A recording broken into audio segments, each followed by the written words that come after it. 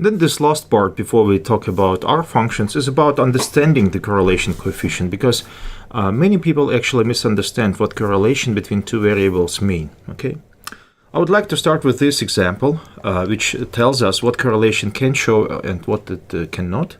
I took this picture from Wikipedia. You can see that we have 3 rows with different cases. Let's start with the first row. So in the first row, we simply have several different examples how data cloud looks like and what will be the corresponding correlation coefficient, right? So if you start with the first one, you can see that all points lie exactly on a straight line, right?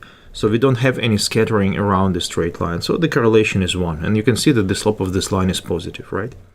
In the second case, you can clearly see the linear trend, but the points are a little bit more scattered around this line. So the correlation is 0.8, which is still strong, right?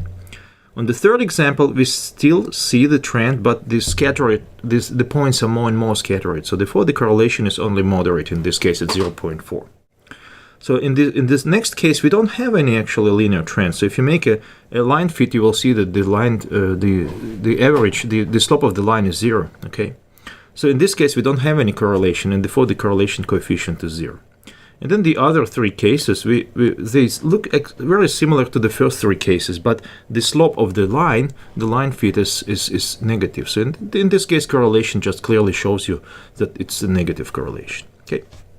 Now, if we take the second row, you can see that in all of these cases, the correlation is 1. It means that the points align exactly on a straight line. Okay. But you can see that the slope of the lines are different, right? Correlation coefficient doesn't reflect this. So correlation doesn't tell you anything about the slope of this line. It just tells you, do you have a linear relationship or not? Okay. And then this case is interesting because that's something I want you to think of. So what will be the correlation in this case if slope of the line is 0? Okay. Then finally, the last row, this one, you can see that there is a certain very clear relationship, association between x and y. We have very clear trends in all these cases, but the correlation is 0 because in all these cases we have non-linear trend. Correlation tells you something about linearity. Do you have a linear trend or not? But if you have non-linear association between variables, correlation simply doesn't work. Okay. So correlation shows you something about linearity, the linear trend in your data, and direction of this trend. It doesn't tell you anything about the slope of this line that fits this linear trend, and it doesn't tell you anything about the linear association between 2 variables. And still the question, what will be the correlation in this case? Let's discuss it in one of the seminars. Now the second thing is that when we talk about correlation, correlation is statistic, and it works only if your sample values meet certain requirements. You remember the sample should be random, and it's a good idea to have a normally distributed or almost normally distributed values, because if you have any outliers or a very clear non-normality, correlation will not work. Okay. And if you look at these 4 examples, we have 4 different samples, and in all cases we have some certain relationship between x and y, right? But the correlation, you can use correlation only in this case. Why? Because in this case you indeed have nonlinears. Because in this case, you indeed have random numbers and clear linear trend, and the values should look normally distributed. What's wrong with this case? Well, you have a clear linear relationship, right? But you have a very severe outlier, which will sort of spoil, which will give you a correlation coefficient that doesn't reflect the real linearity of your data. Okay. In this case, you have a clear nonlinear trend, and in this case, you have a data where x almost does not vary. Except this one outlier. Okay, so you shouldn't use correlation in this case, in these 3 cases. But if you calculate the correlation coefficient without looking at your data, you will get 0.82. So if you don't look at your data, you will assume that the correlation is the same, but it's of course not. Okay, and then the last but not least, it's a correlation in causality. What is causality? Causality means that one variable causes the other one, so it's directly influence the other variable, right?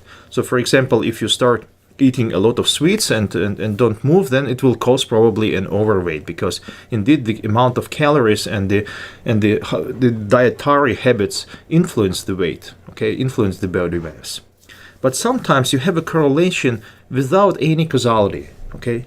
Well, First of all, indeed, you may have this causality, like in the example that I shown before, but very often you have another factor and both x and y correlates with this factor. And quite often this factor is time.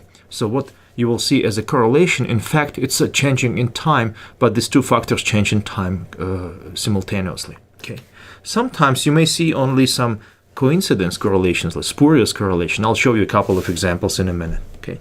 It's very important to understand that the causality and correlation is not the same. So if you have a correlation, it doesn't mean that there is a direct relationship between the variables. Let me show you an example from a book of my friend Kim Aspenson. In this case, you can see that you can see two variables. It's a number of storks around a small city, a small village in Germany, and the population of this village in different years.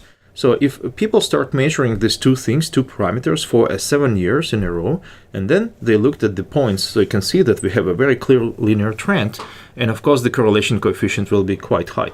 It will be quite close to 1. But does it mean that the number of storks influence the population? Well, apparently it's not, right? I'll show you a couple of other examples. That's one of the most famous. It's a global average temperature versus number of pirates. So you can see that this is number of pirates. This is the approximate, of course, and this is the global average temperature. And you can clearly see that the correlation is negative, right? Does it mean that the number of pirates, increasing number of pirates, change the global temperature, vice versa? Well, that's a good question. Okay.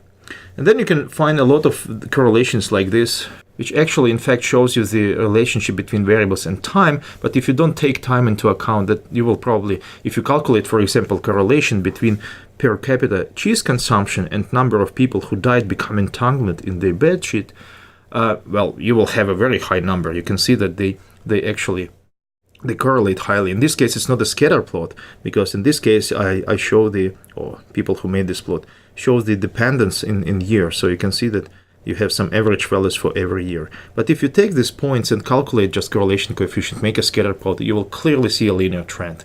But it doesn't mean that these two variables actually have any directional relationship. Okay, just keep it in mind next time you will use correlation for explaining any effects in your real data.